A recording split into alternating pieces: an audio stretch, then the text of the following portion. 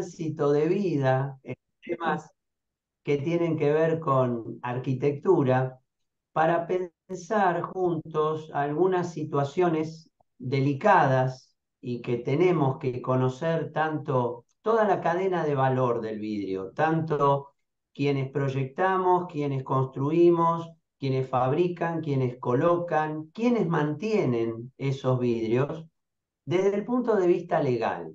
O sea, cuáles son las características, los pormenores legales que implica la colocación de un revestimiento sensible en caso de rotura y por su mantenimiento, como son los vidrios y las áreas vidriadas. Así que, Cristina, bienvenida, no te quito más tiempo y te Gracias, escuchamos. gracias. Acá me figura a mí. Bueno, entonces, buenos días a todos. Sé que nosotros tenemos acá, como decía Gustavo, un universo de gente que por ahí desarrolla distintos roles dentro del proceso de la construcción, así que vamos a hablar en forma general y vamos a ir de lo general a lo particular. Como verán en esta primera diapositiva, hay un vidrio roto y dos casos testigos que seguramente ustedes recordarán. El primero en el año 2004 que sucedió en Cava, el nombre de la niña es Amparo, y si yo dijera que es la nieta del doctor Raúl Alfonsín, todos rápidamente recordaríamos este incidente, que su accidente fue dentro de la institución, dentro del colegio, eh, y lamentablemente una criatura de 15 años falleció en virtud de este problema que tuvo con uno de los una puerta de vidrio que había en el colegio. Y fíjense que han pasado los años y hace pocos días salen que hay un accidente de una niña morena, también de 14 años, 15 años, en la ciudad de Gualeguaychú, que en esta situación estaba en la casa de una amiga que se habían reunido para hacer un trabajo para el colegio y en realidad lo que suele suceder, yo conozco otros casos que es jugando, corriendo y mucho se da en lo que en los edificios antiguos, en lo que eran las puertas del lavadero, que separaba la cocina del lavadero. Yo no sé si se acuerdan que tenían vidrios. Bueno, en este caso es bastante particular que en general lo que hacen es golpear, tratar de abrir la puerta con la cadera y esto después resulta muchas veces en un accidente fatal. Así que a partir del 2004, con este caso de la nieta de Alfonsín, en realidad se empieza a hablar y empieza la gran preocupación sobre el tema de la calidad de los materiales, específicamente vidrios. ¿Qué hacer con estas situaciones? Entonces, podemos pasar, sí que, exacto. Em, para que entendamos, de acuerdo al rol que vamos a ejercer, son los distintos tipos de contratos que vamos a celebrar. Y fíjense que digo celebrar y no firmar, porque muchas veces la gente cree que no hay contrato porque no firmaron nada. No, el contrato se puede celebrar aunque no esté escrito. Hay una serie de pautas.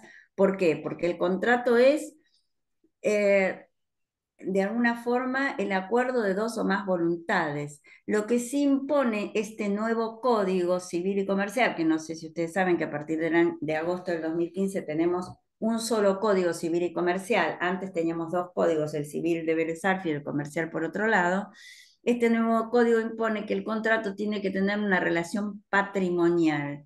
Si no es patrimonial, podrá ser otra cosa, podrá ser un convenio, podrá ser un acuerdo, pero no es un contrato. Ahora, ¿por qué es importante el tipo de contrato que vamos a firmar? Porque eso va a brindarnos la responsabilidad que tendremos en cada caso. Digo, acá hay distintos contratos según los distintos roles. Puede ser el rol de proyectista, puede ser un contratista, el fabricante, el colocador, el vidriero, en fin, vamos a ir viendo un poquito más adelante qué pasa en estas instancias. Yo voy charlando, si ustedes quieren hacer alguna pregunta, la pueden hacer sin ningún problema y por ahí me detengo en explicar conceptos que todos saben, pero como no conozco exactamente la información que tienen, trato de dar un poquito un concepto de cada cosa. Decíamos que de acuerdo al rol que van a ejercer, pueden realizar, celebrar distintos contratos. ¿Qué contratos? Eh, y por otro lado, tengo costumbre de poner en los PowerPoint los números de los artículos, no porque sea importante, sino como para referencia para ustedes después que quieren saber un concepto y entonces saben dónde ir a buscarlo. Googlean artículo número tal del Código Civil y Comercial. Sí les aclaro que siempre pongan CC y C, porque si no les va a aparecer el código viejo. El CC es el Código Civil de Vélez Sarsfield, que no está más vigente. Bueno, volvamos entonces. En este nuevo código hay una sección que empieza en el artículo 1251, que es muy interesante para los que trabajan en el proceso de la construcción, porque habla de los contratos de servicio y de obra. Buen día, Ricardo. Entonces, la realidad, perdón, no sé si ustedes conocen la diferencia entre un contrato de obra y un contrato de servicio. ¿Tienen idea exactamente cuál es la diferencia? Comentalo un poquito. Bueno, en estos dos artículos define quiénes son las partes integrantes de esos contratos y en realidad cómo diferenciamos un contrato del otro. Nosotros decíamos antes que este código apareciera que el contrato de servicio genera obligaciones de medio, es decir, consiste en un hacer, mientras que el contrato de obra genera obligaciones de resultado. Es un hacer más dar. Y hasta que no conseguimos ese resultado, no nos liberamos de nuestra obligación. Entonces, acá van a ver textualmente lo que dice el código. Hay contrato de servicio cuando la obligación de hacer consiste en realizar cierta actividad independientemente de su eficacia. Se considera que el contrato es de obra cuando se promete un resultado eficaz, reproducible y susceptible de entrega. Yo siempre les comento a los arquitectos que han elegido una carrera que se considera legalmente de riesgo y se los comparo con la medicina, que también es una carrera de riesgo porque se entiende mejor. Digo, cuando ustedes van a su médico clínico, en realidad lo que están celebrando con su médico es un contrato de servicio, porque sí tiene que responder a las buenas artes y podría tener un juicio por mala praxis, pero en realidad no está ofreciendo un resultado eficaz, un resultado que les dice ustedes se van a curar sí o sí. En cambio, si van, por ejemplo, buenos días, Marcela, eso si van, por ejemplo, a su médico, como yo les decía, clínico. Ahora, si van a un cirujano estético, ese médico, fíjense que los dos son médicos, pero en distintos roles, por eso digo que siempre es importante aclarar el rol. Mira, Perdona, mira, vení. No, es alguien Sí, ahí ya que los conozco. silencié. Sí, ya está, Es el de bien. Politécnico. bueno, me silenciaron a mí Esta también, persona que no es cliente. Pero no, yo les mando todo, ¿viste? pero me están Ahí silenciando. está. ¿Me escuchan? Bien. Entonces, estaba que el médico, el que hace, digamos, Cirugía temas plástica. plásticas, sí garantiza un resultado. Por eso ustedes ven que hay tantos juicios y tantos problemas, como lo vemos a diario, con este tipo de cirujano, porque en realidad él está diciendo, bueno, la nariz te va a quedar así, las orejas así, los ojos así, etcétera, etcétera. Entonces está garantizando un resultado, mientras que el otro médico no lo puede hacer. Bueno, depende del rol que ustedes realicen en el proceso constructivo, van a firmar un contrato de servicio o un contrato de obra. Por ejemplo, se entiende que la empresa constructora respecto del comitente siempre firma un contrato de obra, mientras que el director de obra con el comitente, nosotros entendemos, y el CEPAU, el Consejo de Arquitectura también está en esta línea, que firma un contrato de servicio, porque no está garantizando el resultado. ¿Mm? Hay algunas discusiones al respecto, algunos creen que también es un contrato de obra. Finalmente el proyectista, hasta este nuevo código, también se decía que era un contrato de obra, sí o sí, y habrán escuchado más de una vez de obra inmaterial, porque es un contrato intelectual, pero con este nuevo código hay algún inciso en algún artículo que podría hasta entenderse que podría firmar un contrato de servicio. ¿Por qué es tan importante qué tipo de contrato firman? Vamos a ver después la responsabilidad y cómo se divide la responsabilidad. Avancemos un poco con, por supuesto que no me voy a detener con un contrato. No, no, vuelve para atrás, por favor, Gustavo. Avancemos con el contrato de compraventa, que no me voy a detener porque todos sabemos de qué se trata, y en realidad alguien podría estar realizando, como a lo mejor el fabricante, un contrato de compraventa, y a veces podríamos estar hablando que realiza un contrato de consumo. Cualquiera de los roles podría estar considerado dentro de un contrato de consumo. Hay una gran diferenciación entre dos tipos de contratos. Los contratos que son discrecionales, es decir, los que firmamos entre todos y que no son de orden público, que no están regulados, podemos poner las cláusulas que querramos, y aquellos contratos que son de consumo, en donde interviene la autoridad de control, y en realidad ustedes saben que hasta ahora estaba vigente la Ley de Defensa del Consumidor. Estos contratos que antes no estaban, imagínense lo Vélez Sarsfield pensando en contratos de consumo, fueron introducidos en el Código Civil en el 2015. Y atención porque realmente esto es muy importante, porque según el rol que desempeñan, puede aplicarse este concepto. Y dice que hay una relación de consumo cuando existe una relación jurídica entre un consumidor y un proveedor. Estos pueden ser personas físicas, personas humanas o personas jurídicas. Y en realidad puede estar adquiriendo un bien o un servicio. Pero lo que siempre debe ser para aplicar este contrato de consumo para uso personal, familiar o social. No es en una gran escala. Entonces, para considerar este contrato de consumo, que tiene una serie de reglamentación, es importante ¿por qué? Porque siempre la interpretación de la ley va a estar a favor del consumidor. Si hay alguna duda, siempre será a favor del consumidor.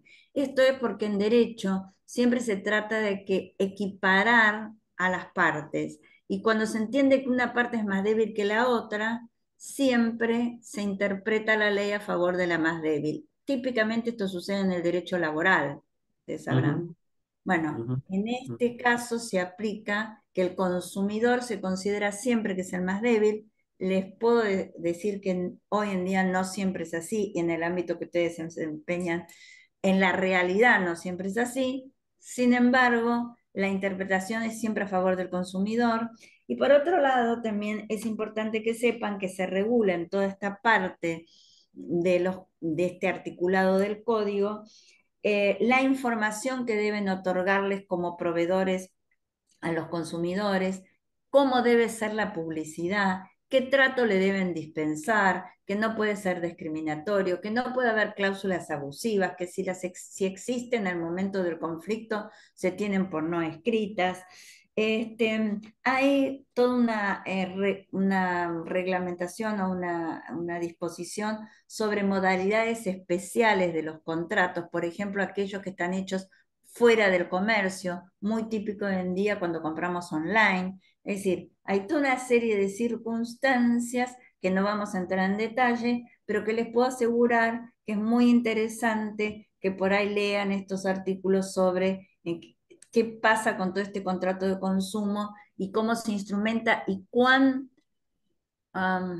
compleja es la situación en la que están. Una palabra mal dicha al consumidor les puede traer como consecuencia al menos una mediación, ¿no? Un destrato, una palabra injuriosa, bueno, que sea o no para cada uno, después se verá en la mediación que pasa. Pero digo, siempre piensen que siempre la ley va a ser interpretada en favor del consumidor. Ustedes verán que no sé si a algunos les ha pasado, pero en los productos alimenticios, por ejemplo, es muy típico que cuando uno se queje, después le mandan a la casa, no sé, se quejó que la mermelada, la abrieron y tenía en la tapa unos honguitos. Bueno, le mando una caja de 6 de mermelada para que no se quejen y para terminar con el tema, ¿sí? Eso es muy típico, ¿no? Así que digo, hago hincapié en que todo este tipo de contratos es muy importante que ustedes conozcan bien sus conceptos y sus diferencias, porque esto les va a traer aparejado una responsabilidad que después habrá que comprobar si la tienen o no. Vamos a la próxima diapositiva y podemos entender que los contratos son fuentes de obligaciones. Y en realidad, ¿por qué traigo este tema de las obligaciones? Porque cualquiera de ustedes, en cualquier rol que realicen, van a tener obligaciones. Y las obligaciones en realidad, eh, ¿cuál es la diferencia de una obligación cuando lo hablamos legalmente? Es que en realidad el acreedor puede exigir al deudor la realización de una prestación lícita a la que se comprometió, pero lo más importante que es ante cualquier incumplimiento del acreedor, puede obtener forzadamente la satisfacción de esa prestación, de ese interés que tiene el acreedor. ¿Qué pasa en realidad con las obligaciones y los derechos que tiene el deudor y el acreedor?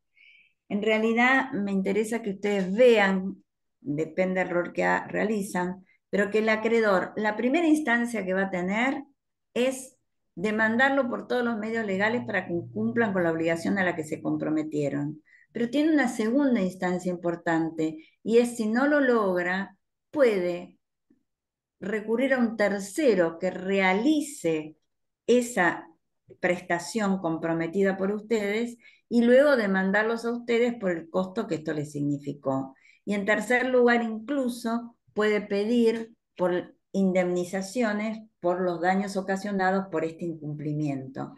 La responsabilidad, en realidad, que vamos a ver más adelante, cuando piensan ustedes en responsabilidad, ¿qué piensan? ¿Qué es la responsabilidad? ¿Qué se les ocurre? ¿A alguno se le ocurre algo?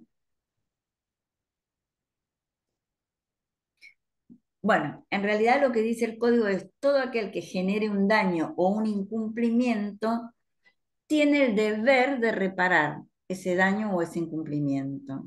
Ahora vamos a ver después en la responsabilidad, si es objetiva o subjetiva, qué pasa con el daño, qué pasa con toda esa relación que tiene que ver también con los contratos que venimos viendo. Cualquier pregunta, yo sé que estoy acelerada, pero cualquier pregunta que me quieran hacer y que es mucha información, si nos queda tiempo después podemos volver, pero cualquier pregunta que quieran hacer, avisan, hacen la pregunta. Igualmente Bien, aclaramos que después vamos a enviar el PDF con todas las especificaciones que estamos viendo, así que no se preocupen en sacarle foto, hacer captura de pantalla, después todo se lo enviamos. ahora bien, dijimos cuáles eran los derechos del acreedor. La obligación del deudor es cumplir exactamente con su obligación, porque hasta que no cumple exactamente con la obligación pactada, que generalmente es dar, no cesa su obligación. Y fíjense que acá la clasificación de las obligaciones puse nada más que dos ítems, que en realidad es clasificar las obligaciones por su objeto y por su sujeto. Hay muchas otras formas de clasificarlas, pero a los efectos de lo que ustedes realizan, estas dos son importantes. ¿Por qué? En general se comprometen a dar cosas, pero hay un compromiso tal vez de la otra parte de dar dinero. Y yo no sé si saben qué pasa con el nuevo código y esto de dar dinero, y seguramente ahora les interesa, por eso me voy a hacer acá, por ahí, no es específico de vidrios, pero me parece que les va a interesar. ¿Saben qué pasa con el código y estas sumas de dar sumas de dinero? Dicho en otra forma, y a lo mejor ahí se les prende la lamparita. ¿Saben si pueden hacer contratos en dólares o no? ¿Saben qué pasa cuando acuerdan con la otra parte una suma en dólares? ¿Qué dice el código? ¿Qué dice la jurisprudencia hoy en día? ¿Sí o no? Y nada menos que en dólares, ¿no? ¿No? Bueno, por eso digo que además hoy en día que todo esto está tan, bueno, para nosotros siempre. Miren, les voy a leer el final del artículo 765 que dice, si se estipuló dar moneda que no sea de curso legal, que no sea de curso legal en la República Argentina, la obligación debe considerarse como de dar cantidad de cosas. Y el deudor, por tanto, puede liberarse dando el equivalente en moneda de curso legal.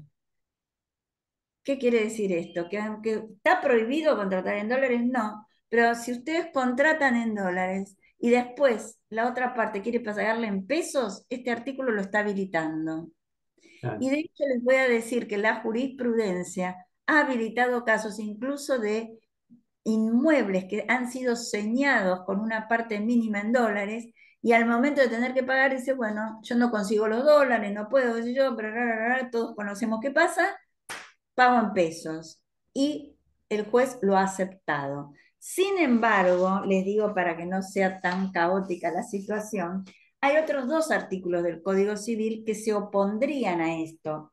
El 766 que dice, el deudor debe entregar la cantidad correspondencia de la especie designada. Si tiene que entregar la cantidad de la especie designada, si designa una cantidad en dólares, tendría que entregar esa cantidad en dólares. Claro. Y el 868 dice, el acreedor no está obligado a recibir y el deudor no tiene derecho a cumplir una prestación distinta de la debida, cualquiera sea su valor. Quiere decir que estos dos artículos están diciendo, por un lado, el acreedor no tiene obligación de recibir algo que no sea de la misma especie, y dice, el deudor tiene que cumplir como se obligó. Acá hay todo un tema si estos artículos son de orden público o no, si las partes lo pueden modificar. Y en realidad lo que decimos es que en un contrato lo que debiera ponerse es que el deudor renuncia a este derecho de cumplir su obligación con cosas de otra especie. ¿Se entiende lo que estoy diciendo? Les hice esta explicación de dar dinero porque hoy en día es importante. ¿Sí? ¿Alguna pregunta o avanzamos?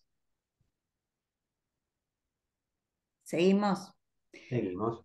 Bueno, no, igual volvamos para atrás. Vemos, dale. Te voy a seguir, pero en esta misma diapositiva, porque todavía tenemos bastante para hablar acá. Entonces, dijimos que podía ser la clasificación de la obligación según su sujeto, y acá hay que prestar mucha atención porque esto sí les va a importar. El sujeto puede ser único y ahí no tenemos problema. Yo le debo dinero a Gustavo, cuando yo no se lo pago, ¿qué va a hacer Gustavo? Lo único que puede hacer Gustavo es demandarme a mí por la suma de dinero que le debo. ¿Está claro? ¿Se entiende? Bien. El problema es cuando el sujeto es plural. Cuando el sujeto de la obligación es plural, quiere decir que hay muchos deudores o muchos acreedores, en realidad hay distintos tipos de obligaciones de sujeto plural, pero yo solo me voy a detener en las solidarias y concurrentes porque son las que afectan a la actividad que ustedes realizan. Me imagino que algunos, los invito a por ahí, si alguno sabe qué es una obligación solidaria. De Elena, así es más divertido. Podemos compartir, a ver qué piensan que es una obligación solidaria. Les Puede ser quiero, cuando no nos afecta de forma directa, pero sí al rubro, por eh, ejemplo. ¿cómo era tu nombre? Emilia. Emilia, Emilia, porque me aparece departamento como te presentaste hoy, pero no pasa nada. Emilia está dando una definición, se arriesgó a dar una definición, y les quiero decir que hasta ahora no sé los roles que desempeñan, pero todos han tenido obligaciones solidarias. Para acercarlos un poco más, ¿alguno alguna vez firmó un contrato de locación de cosas, es decir, lo que llaman como alquiler? No. Bueno, en realidad la obligación solidaria es cuando, supongamos, Marcela y Cristina le deben a Gustavo plata. Ahora, Gustavo, la ley dice que somos solidariamente responsables. Yo le preguntaba si habían firmado un contrato de locación, porque en los contratos de alquileres se pone que el garante es solidariamente responsable con el locador, con el locatario de bien. Entonces, ¿por qué es esto? ¿Por qué Gustavo, al momento de querer cobrar su crédito, podría demandarla a Marcela o a Cristina por el 100% de la obligación, a cualquiera de las dos? Él elige a quién demanda por ese 100%, independientemente de lo que nosotros llamamos de la acción de repetición que tendríamos entre Marcela y Cristina. Supongamos que Gustavo decide que Marcela es mucho más solvente que Cristina, entonces no va a perder ni tiempo ni dinero en un juicio poniéndonos a las dos, que lleva más tiempo y más dinero. Sabe que si va contra Marcela va a cobrar seguro. Entonces inicia y trata el cobro del 100% de la obligación sobre Marcela, y después, en todo caso, Marcela podrá iniciar una acción de repetición respecto de Cristina, pidiendo la parte que Cristina debía realmente, estaba obligada a cumplir. ¿Sí? Fíjense que en este caso, Marcela y Cristina, la causa que las obligara era la misma, la deuda en una suma de dinero. En general, en la actividad que Hola. ustedes... ¿Hay alguien que habló? No. En la No. actividad, en general, en la actividad que ustedes realizan, hay muchos roles y inclusive este Código Civil habla justamente en la parte de contrato de obra y de servicio, como que hay obligaciones concurrentes. ¿Cuál es la diferencia entre una solidaria y una concurrente? Igual, supongamos que Gustavo fuera el comitente ahora, y en realidad demanda por ruina. Miren a dónde me fui. Demanda por ruina. En realidad van a ser concurrentemente responsables el proyectista, el director de obra, el subcontratista, el representante técnico. Vamos a ver todos los personajes, o no los vamos a ver en esta charla, porque no es de esta charla, todos los que podrían estar involucrados. ¿Y por qué dice concurrente? Porque Gustavo podría exigirle a cada uno de ellos, al que él quiera, el 100% de la obligación. Fíjense lo, eh, a ver, riesgoso y complicado de esto. Cualquiera puede ser exigido que cumple el 100% de la obligación. ¿Sí? Lo que pasa es que en general lo liga por ahí la empresa constructora, porque se sabe que tiene una mayor espalda financiera por ahí que el profesional arquitecto. Pero en realidad lo que sucede con estas obligaciones concurrentes es que puede mandar, igual que en las solidarias, a cualquiera de ellos por el 100%. La diferencia es que cada uno debe esta obligación por una causa diferente. Es decir, no es la misma causa la del proyectista que la del empresario constructor. ¿Se entiende? ¿Se visualiza la diferencia? Fíjense, porque cuando terminemos esta charla, vamos a ver que en general todos los que actúan en el proceso constructivo son solidaria o concurrentemente responsables. Así que presten atención que pueden ser demandados por el 100% de la obligación, llegado el caso. Cristina, quiere decir que, por ejemplo, si hubiera un accidente grave o fatal y el propietario quisiera demandar al arquitecto porque ahí debía haber un vidrio seguro y no lo había, pero se da cuenta que el carpintero que instaló las aberturas tiene mayor espalda que el arquitecto, porque tiene quizás un predio más grande, maquinaria más nueva, tiene un respaldo económico mayor. Puede accionar directamente contra el carpintero y no contra el arquitecto. Exacto. En realidad, los abogados, justamente, los procesos son muy largos y son muy costosos, además de las pericias, además. Entonces, lo que se trata de buscar es buscar al más solvente, ¿sí? Para no generar un conflicto, porque ustedes imagínense que si hay 5 o 6 personas, a veces uno decide demandar a todos y poner a todos en el expediente, porque no estás tan seguro, porque no sabés, porque por las dudas. Pero en general, si se busca un resarcimiento en dinero, lo que estamos buscando es el más solvente, si la ley establece que son solidariamente responsables, porque no podés poner en ese mismo, supongamos que el empleado sea un multimillonario, por decirlo de alguna forma, y le encanta ir a instalar vidrio, no puede tener la misma responsabilidad que todos los otros del proceso constructivo. ¿Se entiende lo que estoy diciendo? No, obvio, porque encima tendrías al más solvente, al carpintero, el más solvente y encima el idóneo en el asunto, el que sabe que ahí debía haber instalado un vidrio seguro. Y ahí vamos a ver después algún artículo que le pongo, que es el mérito de la conducta. A mayor conocimiento, mayor obligación tenés. Entonces, ¿quién preguntaba recién qué pasa si el comitente no quiere poner el vidrio seguro porque es más caro? Chicos, vuelvo a la otra, chicos digo yo, perdón, pero estoy acostumbrada a estar siempre con alumnos jóvenes. Digo, no sé si a alguno le molesta el apelativo de chico. Si ustedes van al médico, al cirujano, el cirujano dice, lo tengo que operar, tiene que ir a hacerse exámenes de laboratorio, la ecografía, y usted dice, no, no, no, no, no, yo estoy muy apurado, no me haga nada, usted me opera mañana. ¿El médico lo opera? No. En todo caso, dice, vaya otro.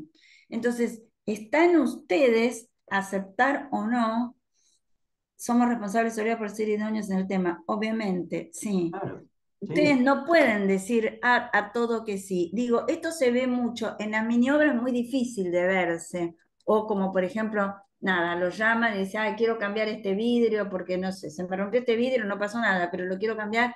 Ah, no, no quiero gastar tanto. Ahora, cuando tenemos a mayor conocimiento, mayor responsabilidad, exactamente.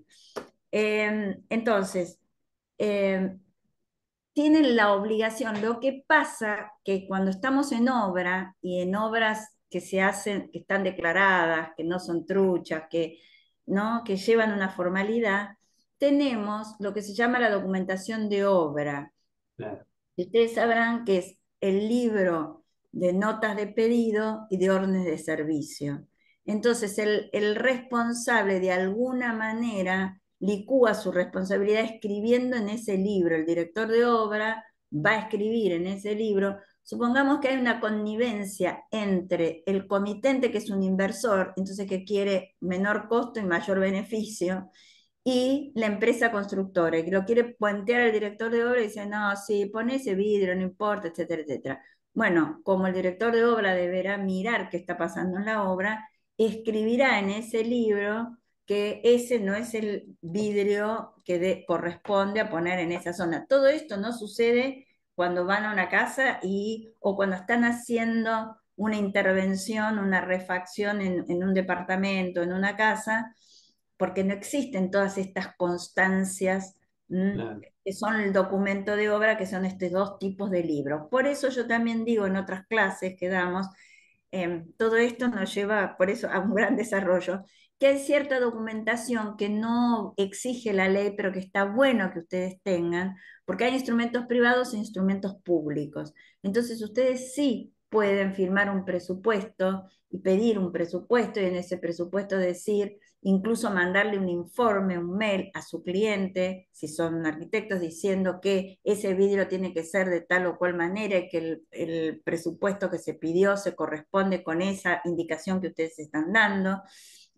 Incluso cuando requiere un vidrio no, Macosta me está haciendo una pregunta, pero no termino de leer el final de la pregunta. Que el Ahí lo comité, que pregunta es lo que yo tenía también en mente preguntarte, Cristina, si nosotros le hacemos firmar al cliente que ahí debería instalar un vidrio seguro y el cliente no lo quiere y por eso nosotros no lo hacemos, ¿no es un agravante? ¿No estamos firmando como un agravante, como que nosotros idóneos en el asunto deberíamos haber puesto ahí vidrio seguro y no pusimos vidrio seguro porque el cliente no lo quiere. Sí, de todas formas, si ustedes dejan constancia, de todas maneras, cuál fue la indicación de ustedes, que se pidió el presupuesto, que el cliente toma la decisión de... Porque acá hay otro problema que también vamos a ver más adelante, qué sistema de contratación se utilizó para hacer esta refacción. Bueno, ¿por qué? Porque en realidad, si es un sistema por administración, el que es responsable, el que se constituye una empresa constructora, es el comitente, el propietario. Ustedes, Ujú, profesionales, estarían asumiendo un rol de dirección de obra ejecutiva. No sé si me siguen con esto, pero ujú, todo está relacionado con todo. Pero por ejemplo, en ese caso, el propietario que después va al departamento no conoce las especificaciones técnicas de todo lo que está instalado, pero el director de obra sí y el carpintero sí. Sí, de todas formas, la pregunta inicial es, yo le hago firmar un papel, ¿vale?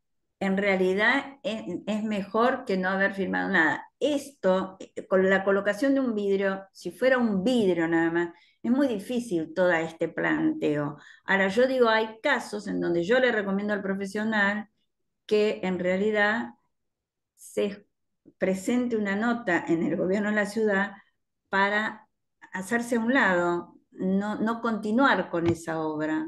ujú, Porque cuando hay tantas discrepancias, usted imagínense que esto estamos hablando de vidrios, pero si estuviéramos hablando de hierros, en esto podría decir Gustavo un poco más, que quiere ujú, debilitar la estructura porque el hierro, por supuesto, si es más fino, es más barato. Entonces, ujú, ¿qué va a decir el arquitecto? Ah, sí, digo, hay instancias en donde no, y esto también depende del temperamento de cada uno de nosotros. Yo siempre digo que hay gente que es más arriesgada en la vida y que le gusta caminar por la cornisa, pero que tiene que saber que está caminando por la cornisa, ¿no? Entonces, la realidad es que sí, cambiar un vidrio, bueno, no es muy difícil y muy complejo toda esta instancia.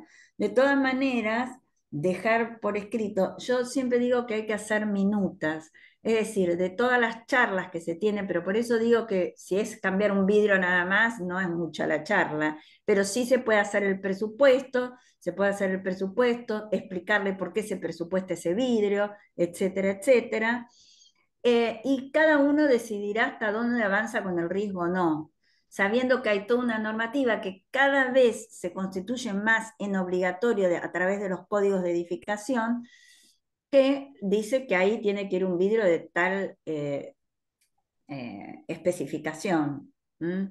Así ujú, que, ¿qué pasa llegado el momento? No solamente, vamos a ver, esto es como todo, no solamente la especificación del vidrio, sino también su colocación, de acuerdo a dónde está colocado, qué vidrio tiene que ser.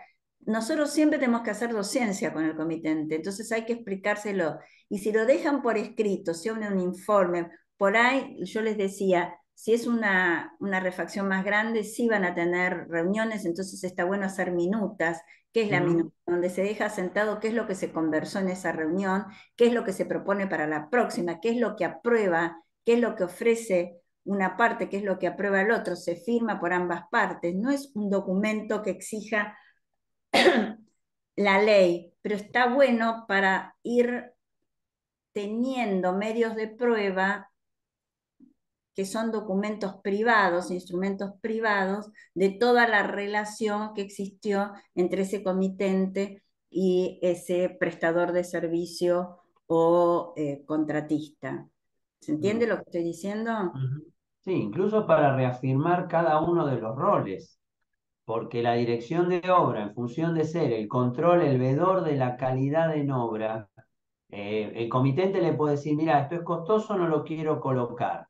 Bueno, perfecto, pero él, que es quien sabe y quien se ocupa del control de calidad, no puede livianamente dejar pasar el tema y poner cualquier vidrio, porque estamos viendo que hay un montón de obligaciones, más allá de la humana, si se quiere, pero hay un montón de obligaciones legales que lo hacen cargo de ese conocimiento. Entonces no lo puede liberar abiertamente. Por lo menos tiene que tener algún instrumento probatorio a futuro de que su recomendación fue sobre el marco legal más allá del técnico, ¿no? Yo entiendo lo que vos preguntabas, que si le hago firmar el papel y yo soy el idóneo, le estoy diciendo, sí, firmar el papel que querés poner el que no corresponde, parecería un agravante. En Claro. realidad, vos no podés a punta de pistola decirle, no, tiene que poner el otro vidrio. En realidad, ese instrumento privado, que es, si hubiera un problema, un documento que no es lo mismo que un instrumento público, porque hay que probar que quien lo mandó, si lo Ah, firmaron, si la fecha se corresponde, si era de ese lugar. Digo, hay una serie de elementos dilatorios que van a querer destruir esa prueba. Mientras que si fuera un instrumento público, que no digo que lo sea, no van a ir un escribano para certificar estas cosas, pero digo, firmar minutas, si la refacción es grande, es importante, por ejemplo, es un instrumento importante, también es privado, pero va demostrando toda la relación, va demostrando lo que ustedes están, más allá de los planos que hayan hecho. Ojo que muchas veces las obras no están denunciadas, entonces no hay nada de nada, todo se habla, como digo yo, se escribe en las paredes de la unidad funcional por ahí. mm, Pero sí pueden generar un informe, sí pueden mandar mails, sí pueden haciendo referencia a todo esto que estamos hablando, qué es lo que corresponde, qué es lo que se debe, y es más, yo en general siempre les digo, cuando celebran algún contrato o hacen alguna de estas cosas, es bueno hacer referencia a la normativa, que no es que a ustedes se les ocurra que tiene que ser un vidrio seguro, que hay algo que le está obligando, y decirle a ese propietario, ese comitente, que en definitiva él va a ser responsable si algo pasa también, porque estamos hablando que la responsabilidad es solidaria. Ustedes imagínense que siempre el que seguramente tiene respaldo financiero para una indemnización es el comitente, porque tiene el bien, ¿se entiende? Ese mm, bien sobre el cual están actuando se puede realizar, podría llegar, si supongamos que él diga, soy insolvente, no puedo pagar esta indemnización, bueno, está el bien, se remata el bien y de ahí se cobrarán los que tengan que cobrarse. Estoy exagerando porque por un vidrio, diga, bueno, habría que ver cuáles son las circunstancias, ¿no? Porque puede claro. ser la muerte de un joven y ahí empieza a correr, suena feo lo que voy a decir, pero es como una tarifa. Es como Ujú, las aseguradoras tienen una escala como si fuera de los autos. Es de tal año, de tal otro, puede hacer tal cosa, puede hacer, bueno, y de acuerdo a eso se saca la indemnización correspondiente. Pero ujú, bueno, en definitiva,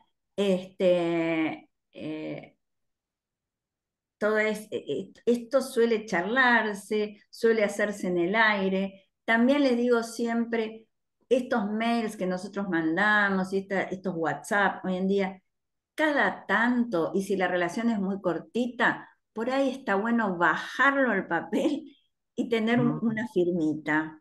Porque cuando llega el momento de encontrar el mail, el WhatsApp, qué sé yo, desapareció, no se entiende más ahora que desaparecen en no sé cuánto tiempo. Así que tenerlo archivadito en una carpetita todavía al viejo modo garantiza seguramente que es más fácil al momento de ser requerido poder encontrarlo. Bueno, sigamos un poco adelante. Acá les pongo para que ustedes vean qué pasa si incumplen con alguna de las obligaciones que tienen. El incumplimiento puede ser voluntario o involuntario. Cuando es voluntario puede ser por dolo o culpa. Cuando es involuntario, y esto es lo más importante, cuando no depende de ustedes, supongamos que los contrataron para un vidrio que hay que importar, y con toda esta situación que estamos teniendo hoy, ustedes podrían decir que no están cumpliendo en tiempo y forma porque hay en realidad un caso fortuito, es algo que no se pudo prever y que ujú, previsto no pudieron evitar, y que por lo tanto hay un incumplimiento, pero no es un incumplimiento voluntario. ¿Mm? Y además del incumplimiento puede haber un cumplimiento tardío. Si ustedes cumplen tardíamente con su obligación, es lo que llamamos comúnmente mora. Como yo les digo, siempre hay intereses moratorios. ¿Vieron cuando nos llega la factura de luz, de gas? Ni hablar ahora las facturas que llegan, pero que ya de movida tienen primero y segundo vencimiento, porque ya piensan que hay mucha gente que en el primer vencimiento no va a pagar. Entonces ya aparece el segundo vencimiento, que ¿qué significa? Que es lo adeudado más los intereses por mora por pagar fuera de tiempo. Se cumple con la obligación, pero es un cumplimiento tardío. Luego hay una cláusula penal que es típica de los contratos que firman en los procesos de construcción, que establece una pena, que generalmente es una multa, para cuando no se cumple en tiempo y forma con la obligación pactada. Y les puedo asegurar que yo he visto contratos donde la cláusula penal es monstruosa, Mm. porque si ustedes realizan un contrato, las peores que he visto son con bancos, en donde podría llegar la tardanza o la demora por día, se calcula una multa entre 25.000 y 30.000 dólares. ¿Mm? Así que imagínense por qué, porque bueno, supongamos sin ir al límite de una escuela, no es lo mismo que ustedes entreguen en tiempo y forma para empezar el año lectivo que haberse perdido la inscripción y todo ese año. Entonces, las cláusulas penales son muy propias de los contratos que ustedes firman en los procesos en los que actúan.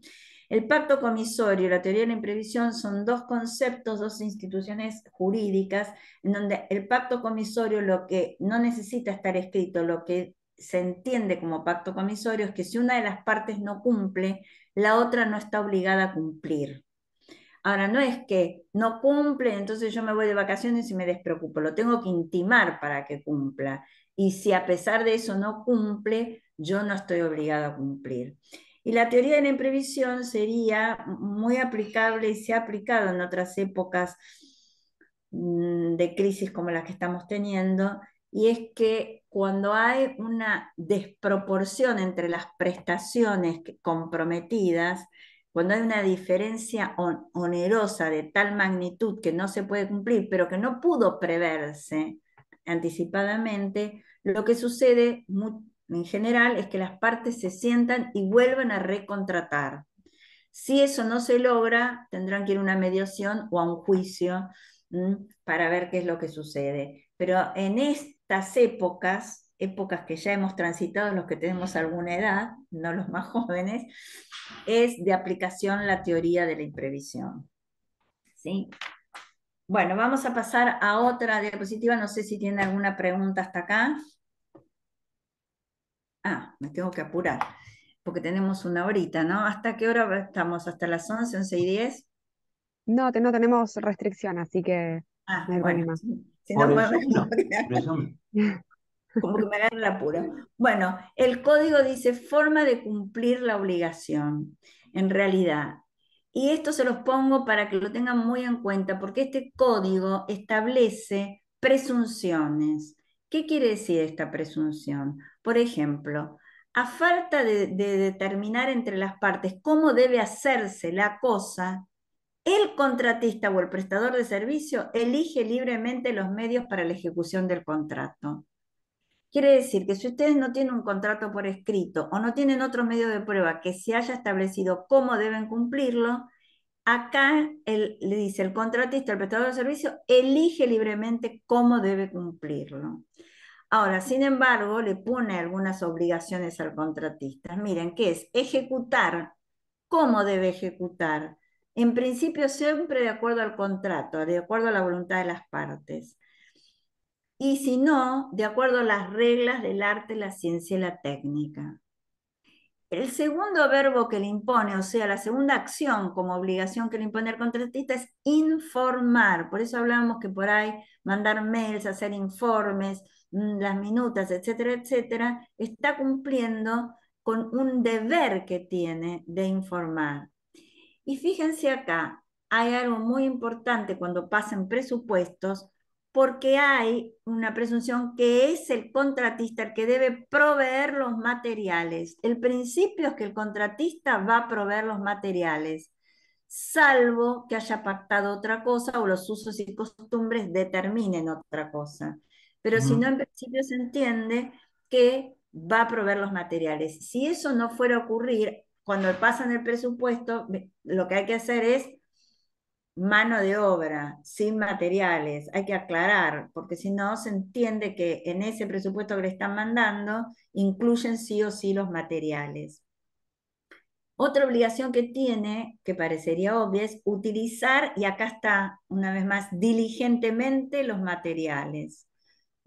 Una vez más sobre todo lo que estábamos hablando, este vidrio sí, aquel no, etcétera, etcétera, y por supuesto cumplir en tiempo. Hay riesgos de la contratación que no sé si les interesa, pero en este caso puede pasar, porque dice, si los bienes perecen, deberá ser soportada esa pérdida por quien debía proveerlos. Esto es importante porque si están transportando vidrios, se les rompen los vidrios, ¿quién carga con ese costo? Si lo debía proveer el contratista, el costo lo carga el contratista. Si lo estaba proveyendo el propio comitente, bueno, tendrá que volverlos a comprar el comitente. Por eso les pongo. Después hay otras situaciones. ¿Qué pasa si está la muerte del comitente, la muerte del contratista, si se puede desistir unilateralmente o si se deja de cumplir y no hay culpa de ninguna de las dos partes? Digo, no creo que sea tan importante determinar esto. Sí les digo en principio que por la muerte del comitente no se extingue el contrato, en realidad, salvo que el objeto del mismo se tornara inútil con la muerte del comitente y que la muerte del contratista, en general, sí hace que se extinga el contrato, salvo que las partes arreglen con los herederos su continuidad. Pero digamos, esto es algo que lo pongo sobre todo por esto de quién debe soportar la pérdida de los bienes necesarios para la obra. Ahora bien, sí podemos ir entonces a la otra diapositiva. ¿Ninguna pregunta? Bueno, no me voy a detener en estos sistemas de contratación porque todos ustedes los deben conocer. Ajuste alzado y les pongo entre paréntesis porque el Código Civil nuevo habla de retribución global, justamente por el concepto del ajuste alzado, y saben que puede ser relativo o absoluto. El costo y costo es unidad de medida. Pero miren que este código dice o cualquier otro sistema que las partes hubieran podido convenir. Quiere decir que si se les ocurre crear algún sistema, el código no se los impide. Pero además acá estaría incluido, por ejemplo, lo que a veces llamamos sistema por administración o llave en mano, etcétera. Algunos sistemas que son de uso en el ejercicio profesional no son los típicos y no son los que están legislados en los articulados del Código Civil y Comercial. Pero miren lo que está en azul, que es lo que más me interesa que ustedes tengan conciencia. Si nada se aclara sobre el sistema de contratación, se presume que se va a utilizar el ajuste alzado. Y atención, porque el ajuste alzado es una retribución global. Una vez que pasaron el precio no lo pueden cambiar. Así que si nada está establecido, ¿dónde figuran estos sistemas de contratación en general? Figuran en las cláusulas como tienen que ver con el precio, que es un elemento del contrato, figura en el contrato entre comitente y empresa constructora. La empresa constructora está diciendo cómo va a fijar el precio, con qué sistema. ¿Sí? Entonces es importante porque si nada se aclaró, también podría aparecer en el contrato de proyecto entre proyectista y comitente. ¿Por qué? Porque una de las obligaciones del proyectista es decirle a su cliente cuál es el mejor sistema de contratación para esa obra. Así que en ese contrato puede estar mencionado, pero el comitente no tiene obligación de seguir la sugerencia del proyectista. Simplemente el proyectista sugiere, pero tengan sí en cuenta que una vez que hacen el contrato como empresa constructora o como contratista, en realidad si no aclaran, si utilizará el sistema, se presume que el sistema a utilizar es el de ajuste alzado. Vamos a ver en la próxima diapositiva y hablar de los vicios. ¿Qué son los vicios? En realidad, el código dice que son diferencias en la calidad de los materiales. Y acá me gustaría hablar de 3 tipos de vicios distintos. Seguramente ustedes conocen esto: los vicios aparentes, los vicios ocultos y los vicios redhibitorios. ¿Saben de qué estamos hablando cuando estamos hablando de estos vicios? ¿Nadie? ¿Alguien quiere decir algo? Ayúdenme un poquito. Nada, nada de nada. Y son muy importantes, ¿eh? Hasta acá, si ejercieron la profesión, si trabajaron, todos estos vicios lo debieran conocer. Claro. ¿Qué son los vicios aparentes? Aquellos que se ven, si son pequeñas fallas que se pueden dar con el paso del tiempo o no, por ejemplo, en una obra. Mariana, bien. Vamos a Mm, especificar, está bien orientado, vamos a especificar esto. Los vicios aparentes son aquellos que se ven a simple vista. No es solo importante entender el concepto de los distintos tipos de vicios, sino ver la caducidad y la prescripción que tienen. ¿Qué quiere decir esto de caducidad y prescripción? El tiempo que tiene la otra parte para exigir, ¿m?, por la existencia de los mismos. Los vicios aparentes en general, cuando se da la recepción de la cosa, quedan extinguidos, es decir, no se puede reclamar más por esos vicios aparentes. Por eso ustedes van a ver, para que visualicen cómo es la operatoria, el artículo 747 dice: cualquiera de las partes tiene el derecho a requerir la inspección de la cosa en el acto de entrega. La recepción hace presumir la inexistencia de vicios aparentes y la calidad de la cosa adecuada sin perjuicio de las obligaciones de saneamiento. Les voy a poner un ejemplo para que lo entiendan.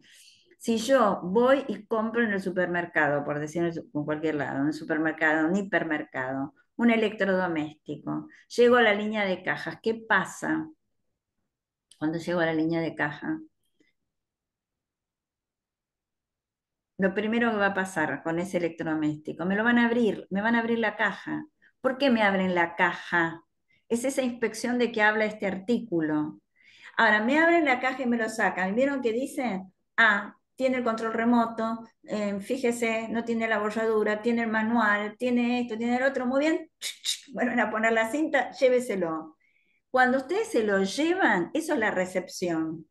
Y ahí quedaron eliminados los vicios aparentes, porque estamos mirando que ujú. efectivamente no está abollado, que tiene el control remoto, no hay ningún reclamo ni por la calidad ni por la cantidad, dice que tenía una cubetera, por decir, dice que tiene una cubetera, etcétera, etcétera. Entonces, es importante esto, aunque dice, presume la calidad adecuada, sin embargo, si cuando llego a mi casa y lo que compré es una licuadora, la enchufo y no funciona, ahí el vicio aparente no existe más, pero hay otro tipo de vicio que sí debe ser reparado y vamos a ver lo que sigue.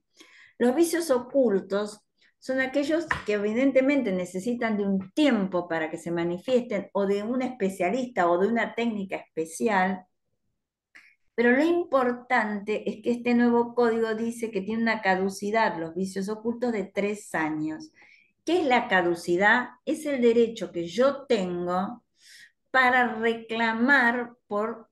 El derecho me asiste durante 3 años en los que yo puedo reclamar por ese vicio oculto. Pasados los 3 años, caduca ese derecho, porque la ley dice, bueno, señor, si usted tiene un tiempo para reclamar, pero no es eterno, no lo puedo poner a la otra parte en la incertidumbre que de toda la vida lo va a reclamar. Y nos da un tiempo lógico para ese reclamo. Eso es la caducidad, es el tiempo que yo tengo para utilizar ese derecho. Sin embargo, además de la caducidad, hay una prescripción, que es la acción. La acción prescribe además en un tiempo determinado. Y acá el legislador no puso cuál era el plazo de prescripción para los vicios, la acción de vicios ocultos.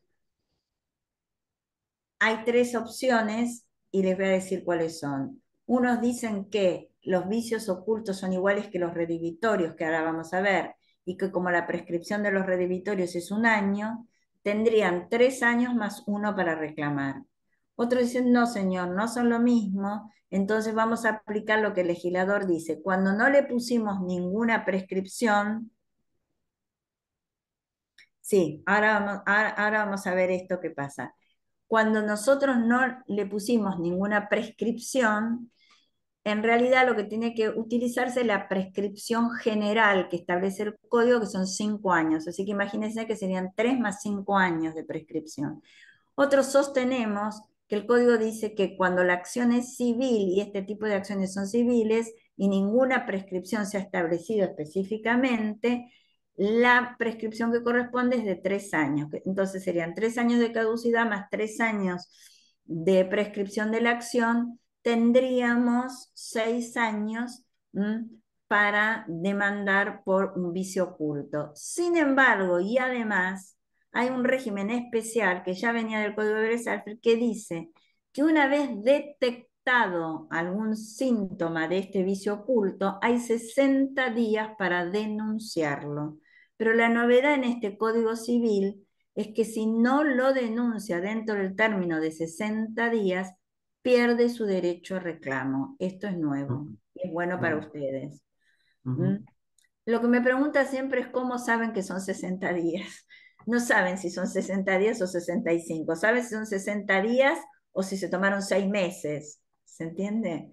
Porque un perito determinará, estamos hablando, por ejemplo, en una obra y supongamos una mancha de humedad. Empieza la mancha de humedad y además el que es responsable para reparar ese daño está fuera de la unidad funcional. El que está viendo el vicio está adentro y sin embargo por desidia, no pide el reclamo, hasta que resulta que le empezó a afectar la ropa que tenía en el placar, entonces se le llenó de moho la ropa, los zapatos, entonces más vale que pida que vengan a verlo. Bueno, si se manifestó y pasaron más de 60 días y no lo denunció de una forma fehaciente, fehaciente quiere decir no solamente levantando el teléfono, yo diría que la mejor forma es mandar una carta documento, entonces, y intimar a quien corresponda, entonces pierde su derecho a reclamarlo. ¿Qué son los vicios redivitorios? Los vicios redivitorios son los típicos de la compraventa.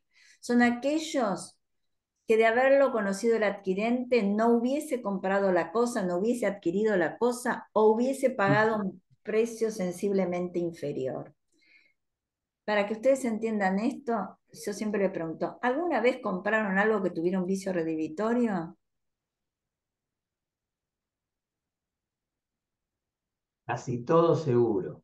Seguro, pero no lo saben. Nunca fueron a un outlet. Bueno, cuando van a un outlet, lo que sucede en el outlet está diciendo, señor, usted está comprando esto porque tiene un vicio. La heladera está más barata porque tiene un bollo en la puerta. O no funciona tal cosa, pero igual, entonces, o cuando dice de segunda calidad. Después no podemos ir a protestar porque nos están avisando que tiene un precio inferior porque tiene de alguna manera un vicio redivitorio. ¿Sí? ¿Se comprendió esto? Fíjense, porque esto también tiene importancia, que el artículo 748 habla de la entrega de la cosa cerrada o bajo cobertura, que esto también fue un problema en las grandes obras, porque dice que si no se inspecciona al momento de la tradición, que es al momento de la entrega, como pasaba en el 747 que yo les dije del electrodoméstico, el adquirente tiene 3 días desde la recepción para reclamar por defectos, cantidad, calidad o vicios aparentes. Ustedes imagínense en una obra donde se recibe, por ejemplo, toda la grifería junta. Como locos abriendo las cajas para ver, porque tengo 3 días para reclamar, porque si no después pierdo mi derecho para reclamar.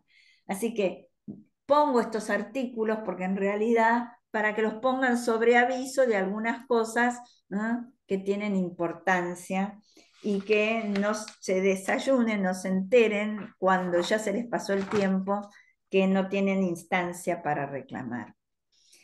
Bueno, acá pasamos a otra diapositiva que antes habíamos hecho y habíamos hablado muy tangencialmente de esto, y que hablamos de las cosas y actividades riesgosas y de la valoración de la conducta.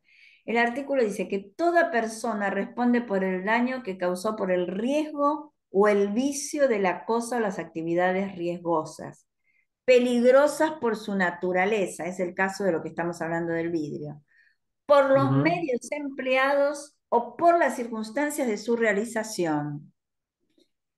Y dice acá, la responsabilidad es objetiva. Miren qué exigente es la ley que dice, no son eximentes, es decir, no los exime de la responsabilidad, que tengan la autorización administrativa para usar o realizar la actividad, ni que hayan cumplido con las técnicas de prevención. Miren lo, digo, perverso a veces que el sistema puede ser con ustedes. Les está diciendo, señores, tienen una responsabilidad objetiva, que ahora les voy a explicar lo que es, y no los exime que tengan la autorización administrativa ni que hayan cumplido con las técnicas de la prevención.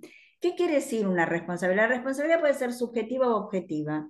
Cuando la responsabilidad es subjetiva, lo que valora el juez en su momento es con la culpa que ha actuado la persona. Si ha sido imprudente, negligente, eso es lo que valora. Ahora, cuando hablamos que la responsabilidad es objetiva, causado el daño, digamos, producido el hecho, causa el daño, hay una relación directa entre el hecho y el daño y no se valora nada.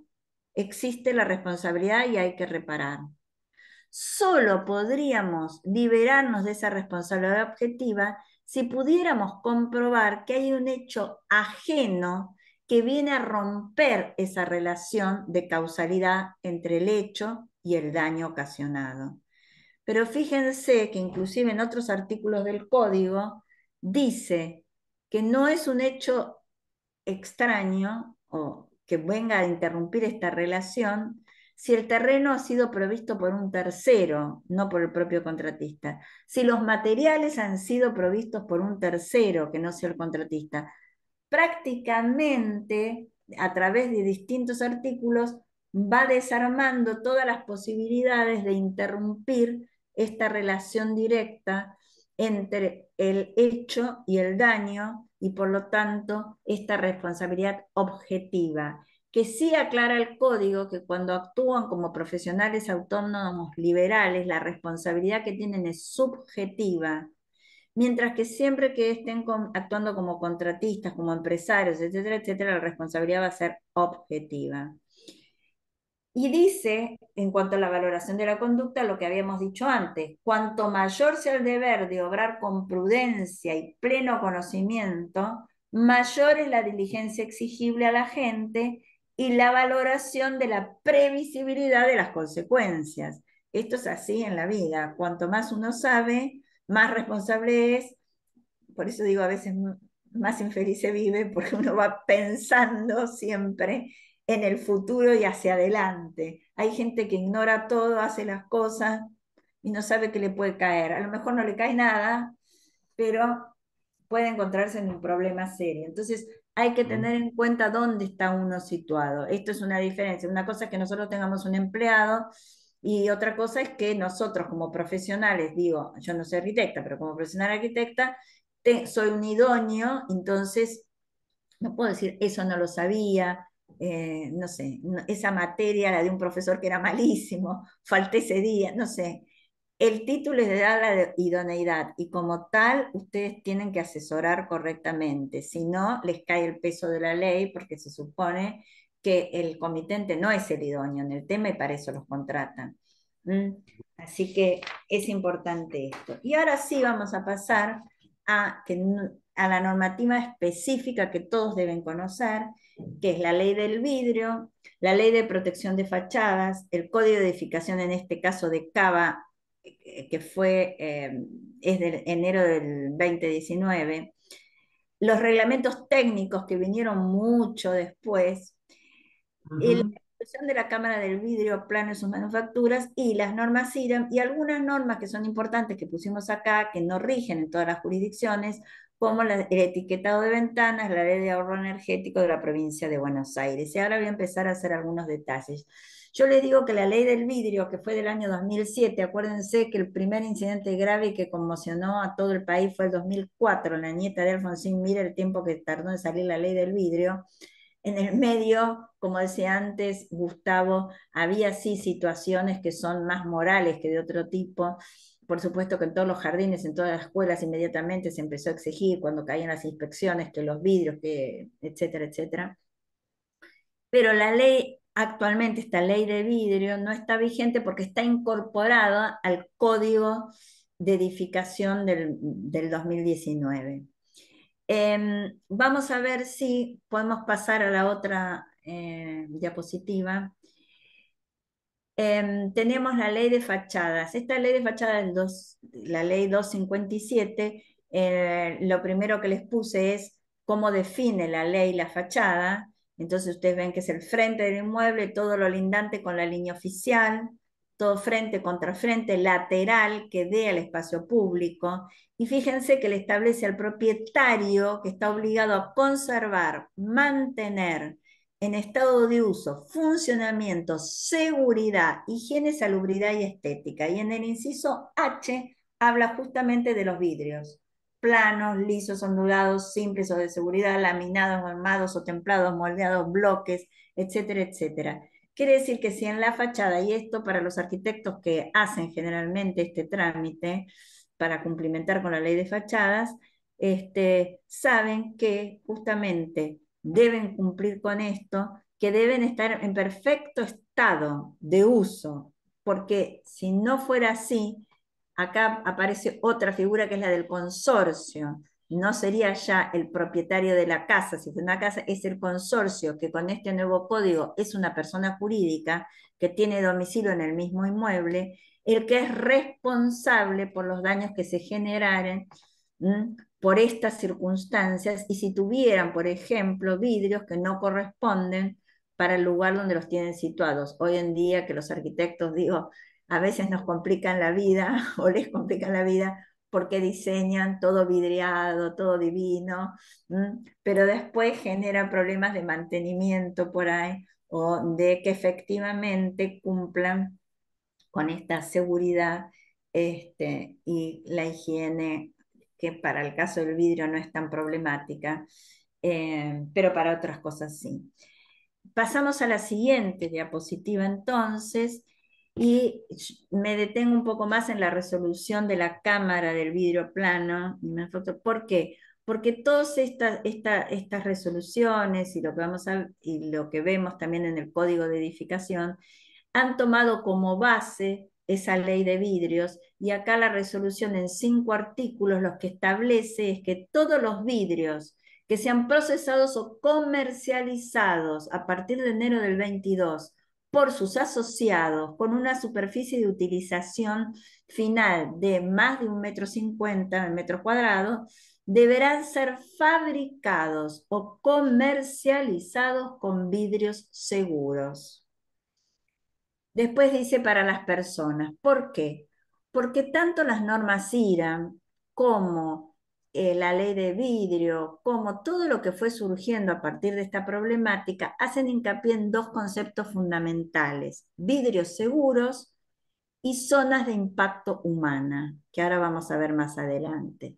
Esta misma resolución, además de imponerle a sus asociados esto, sugiere que los que no sean socios también utilicen esta resolución, en donde empiezan definiendo qué es un vidrio seguro, y en realidad habla del vidrio templado, del vidrio laminado con PVB, la combinación de ambos, que cumplan con la norma IRAM esta determinada, que no es esta sola norma IRAM que deben cumplir, sino algunas otras, pero todas refieren a estos conceptos que hablaba yo antes, que en caso de vidrios dobles o triples, como hablábamos al principio de la conversación, ambas caras deben tener vidrios seguros, y sí hay una excepción que es cuando están pegados sobre un respaldo continuo, tales como los revestimientos de las puertas de placares, etcétera, etcétera. De todas formas, les voy a decir, hay casos y situaciones, ustedes planteaban, si yo tengo un comitente que no quiere aceptar y pone vidrio, miren, a mí me tocó desmontar un mueble aparentemente muy bien hecho, muy lindo, un placar enorme de una unidad funcional, de unas puertas muy grandes, se retiraron las puertas, todos presumíamos, y ahora vamos a ver después la ley de etiquetados, que los vidrios se correspondían con, que eran vidrios muy grandes, con la seguridad que debían tener, y sin embargo, al menor impacto en su traslado, estalló como un vidrio común. La verdad que podría haber sido un desastre, no solamente para el que lo estaba llevando, sino instalado ahí, que un chico pegara una patada en la puerta y hubiese sido realmente un desastre. Pero no solamente para las personas, esto ya había pasado, el inmueble se había vendido, había otro propietario, el propietario había contratado gente para eso, imagínense cómo es toda la cadena, ¿no? Después, en qué se resume, y cómo podremos rastrear, porque en definitiva termina siendo responsable esa persona que contrató a la gente para trasladar esas puertas de un lado al otro. Bueno,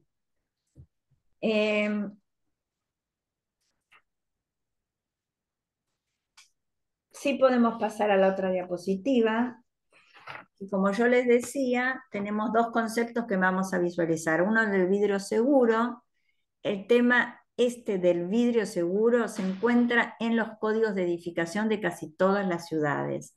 Algunas tienen un control mucho más severo que otras, y allí establecen la obligatoriedad del uso del vidrio seguro en todas las zonas factibles de riesgo de impacto humano, y instan en todos los códigos a cumplir con las normas IRAM que hablan al respecto. ¿Qué son los vidrios seguros? En síntesis, son aquellos que son difíciles de romper y que si se rompen minimizan o evitan los accidentes. El vidrio templado, todos sabemos, posee un tratamiento térmico que aumenta la resistencia, dicen 4 o 5 veces del uso del vidrio común, y se fragmenta en trozos pequeños, poco afilados, lo que tiene como contra es que es un vidrio poco elástico. Ahora tenemos el vidrio laminado, que es el resistente a la penetración de los objetos y que al romperse queda adherido a la capa de esta lámina plástica de alta elasticidad, que es el PVB. Estos son los vidrios seguros y así se definen en general. Y vamos a ver el otro concepto importante, que son las zonas de impacto humano. Y cuando hablan de las zonas de impacto humano, sobre todo hablan de las zonas de mayor riesgo. Y fíjense que son las puertas y ventanas de balcón, todo paño fijo que adyacente a una puerta de vidrio que esté a menos de 30 centímetros, todo vidrio por debajo de los 80 centímetros, los techos vidriados, los vidrios que dan al vacío, y además se establece una obligación, supuestamente, de informar al fabricante si esos vidrios van a ser utilizados en zonas de impacto humano o no, y si estarán sostenidas por una carpintería, sostenidas por sus 4 bordes en posición vertical o no, y si esos bordes van a quedar expuestos a una radiación solar directa o no. Todo esto tiene importancia por la masilla que se va a utilizar, cómo impacta el efecto del sol, del calentamiento directo, y cuánto va a durar en buen estado todo eso a raíz de la inclemencia climática o lo que le afecte el sol, el agua, etcétera, etcétera. Así que digamos que estos dos conceptos, dentro de toda la normativa que podamos ver en las distintas jurisdicciones, son las más importantes de estos dos conceptos, el de vidrio seguro y las zonas de impacto humano. Por otro lado, de acuerdo a las estadísticas, los techos vidriados en general, en realidad especifica techos vidriados con DVD, doble vidrio hermético. Sí. Les estaba comentando que acá hay estadísticas que la mayor cantidad de accidentes, por eso habla también de los 80 centímetros, que las zonas de impacto, ¿no? Son de niños hasta adolescentes y después de personas mayores. Es de los 3 a los 14 y de los 60 a 65 en adelante. La estadística da que en esas edades es donde se producen la mayor cantidad de accidentes con vidrios. Aplica de forma indirecta por más que no tenga DVD en su composición, dado que es zona de riesgo. Sí, eso Sí, lo escribí yo porque lo tenemos nosotros dentro de nuestro código. Y exacto. hay un número que impacta de forma directa cuando uno lo dice, que hay un índice en los hospitales de accidentes con vidrios, y el año pasado arrojó que el 80% de los accidentes con vidrio ocurren en el hogar y con niños de entre 1 y 11 años. Exacto, Claramente, claro. exactamente, claramente. Sí. Y además digo que si esto pasa, así que sucede con el vidrio termo endurecido de las zonas de impacto humano en el sistema. El vidrio termoendurecido no es un vidrio de seguridad, es un vidrio Claro. que antiguamente se utilizaba en las fachadas para tener menor distorsión visual cuando se templaba un vidrio espejado. Pero con el correr de los años y los avances tecnológicos, la realidad es que los hornos de templado hoy en día, los más modernos, tienen menor deformación visual, pero el Ujú. termoendurecido rompe como un crudo. Fíjense Claro. que, fíjense Cuidado con ese tema del, perdón, Cristina, cuidado con ese tema del termoendurecido que suena templado, ¿sí? Y en realidad son dos conceptos distintos. Fíjense lo que estábamos diciendo recién, la franja etaria donde se produce el mayor riesgo y por qué decimos que en las casas, porque después de lo que pasó con la nieta de Alfonsín, se insistió fuertemente y en los códigos de edificación, etcétera, en las normativas que salieron en distintas jurisdicciones, que en los establecimientos educacionales, deportivos, vestuarios, zonas de circulación masiva, los vidrios fueran sí o sí seguros, cosa que Ujú, no sucede lo mismo en los hogares. ¿Mm? Entonces, ujú, por eso la mayor estadística se da en los hogares y dentro de esa franja etaria. ¿Sí? ujú. Bueno, tenemos otra diapositiva más en donde hablamos de las normas IRAM, que las hemos mencionado porque tienen que ver con los conceptos que estamos hablando. Saben que para tener las normas IRAM hay que comprarlas y hay que analizarlas en concreto. Y acá pusimos la norma de etiquetado y la ley de ahorro energético. En realidad, la norma de etiquetado refiere que las etiquetas tienen que tener para el usuario final la información del fabricante, las características técnicas, incluso su calificación respecto a la calefacción y refrigeración. Dice acá que en realidad estaría tratando de cuán herméticos o cuán sensibles son este, a- al clima, ¿no? Ujú, Ahora, fíjense que en la misma norma de etiquetado dice que los vidrios templados, la identificación debe ser permanente, mientras que en los laminados, la autoridad podría autorizar que esas etiquetas fueran removibles. ¿Mm? En general, no quiero hablar, lo hablo desde mi experiencia como usuaria, pero en los templados, en realidad, prácticamente viene incorporado, ¿no? No se puede hacer nada para sacarlo, mientras que el otro es una etiqueta que se saca, mientras que uno lo limpia, se saca. Los edificios de oficina de tener piso se rompe un vidrio por X motivo, el mismo. Sí, Cristian. ¿Cómo?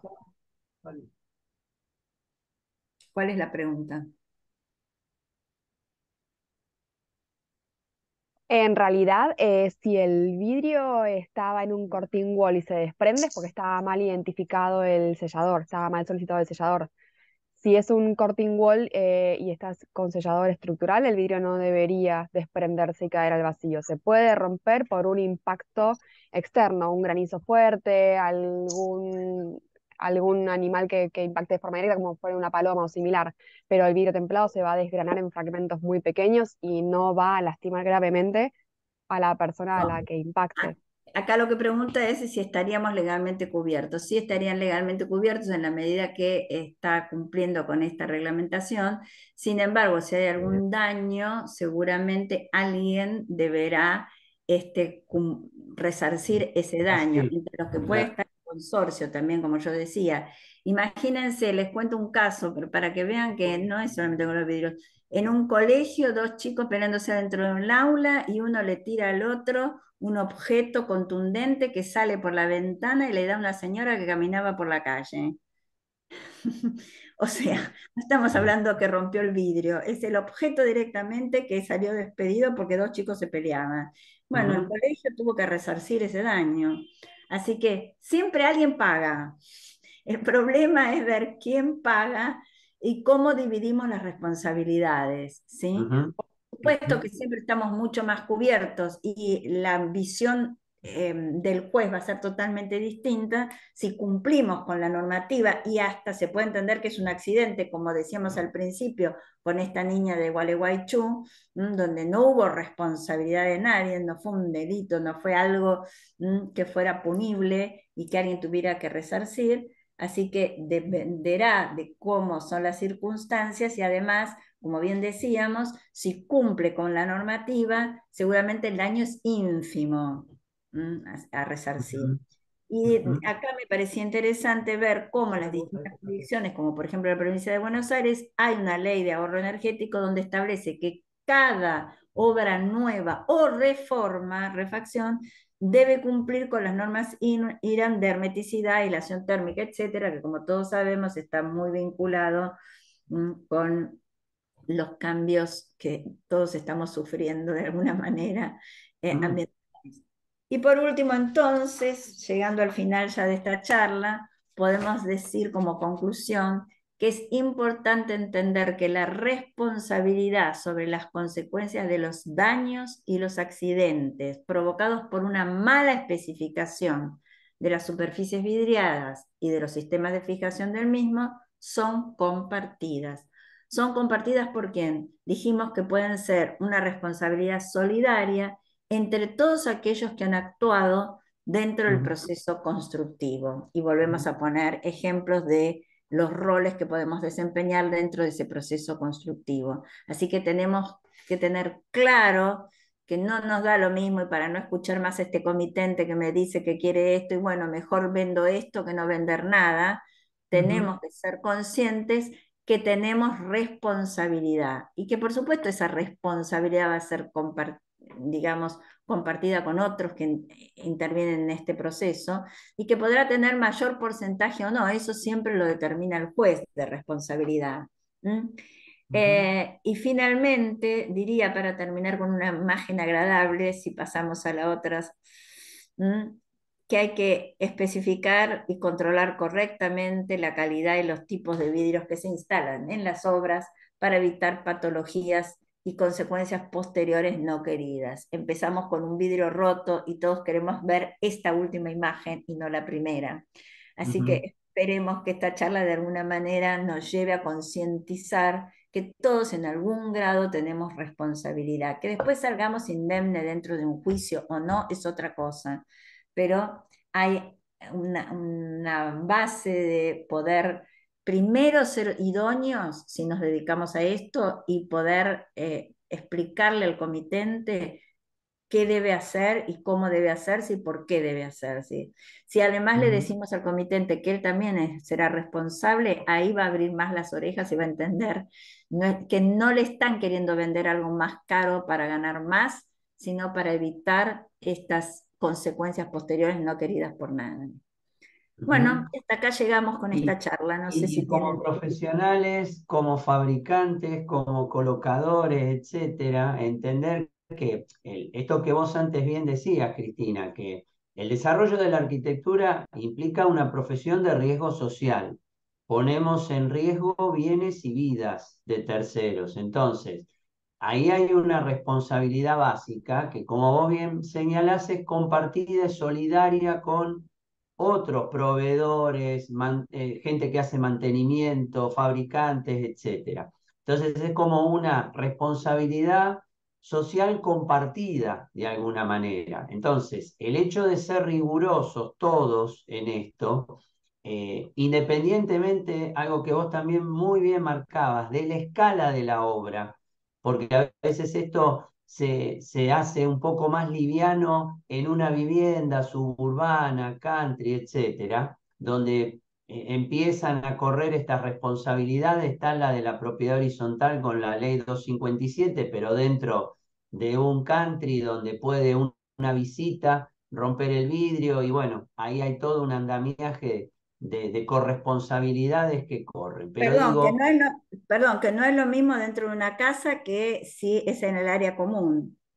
en el clubhouse, por ejemplo, Exacto. ¿sí? En el gimnasio o en una amenity. Esto ocurre y quizá no toma relevancia por distintas situaciones, pero todo esto nos obliga, como vos bien decís, a que esta sea la imagen que queremos y contando, entre otros temas, con los productos como para que esta imagen pueda darse, porque no es que no existen, sino que existen, y por ahí nosotros y todos tenemos que ser más conscientes y no subestimar algunas cosas o no enfocarlo solamente del tema de costo, porque esto después implica daños, pérdidas y un montón de situaciones. Así que bueno, agradecerte, Cristina, por esta charla, como siempre. No sé si algo más, Emilia, comentar, Acá algo están más. preguntando qué sucede con las construcciones pre-ley. En realidad, más que pre-ley, yo diría más que anteriores. Imagínense que esa ley fue incorporada en el Código de Edificación en Cava, estamos hablando del 2019. Así que en algún momento decía que se iban a ir, la propia legislación iba dándole tiempo para adaptarse a esos cambios, pero no va a pedirle a cada particular que cambie los vidrios en su casa. ¿Sí? Podrá ponerle un laminado si uno es consciente y tiene vidrios muy grandes por ahí, y ya no sé, tiene niños, son padres o son abuelos que tienen visitas. Bueno, pondré un laminado en estos vidrios para tener mayor garantía. Nada, aprovecho ya que tengo este riesgo, pero eso ya depende de cada uno, no es que la normativa se lo exija. Sí lo va a exigir en, como decíamos, en zonas de riesgo, de impacto Ujú, humano. ujú. Quería agradecer a todos y principalmente a Cristina y a Gustavo por patrocinar esta charla que va a quedar grabada en nuestro canal de YouTube para que puedan volver a escucharla, porque son conceptos muy puntuales que quizás son difíciles de absorber en una hora. Gracias, Cristina, por todo el conocimiento, porque realmente nuestro rubro está muy expuesto y nosotros Mm. hacemos escuela en cada uno de nuestros clientes constantemente, pero es algo complejo. Por eso queríamos algo más masivo. Bien, bueno, me, Bueno, y me los esperamos a todos en la próxima charla, ¿sí? Exactamente. Sí, Bueno, siempre da para mucho más porque seguramente a partir de esto tendrán un montón de interrogantes. Así que cada vez Ex- cuanto más uno sabe, más se pregunta, ¿sí? sí. Está bueno. Les agradezco la confianza y la invitación. a Muchas vos, gracias, Cristina. Cristina. Gracias a todos. Hasta Chao, luego. buen día para todos. Chao, chao. Gracias, Gustavo. Chao.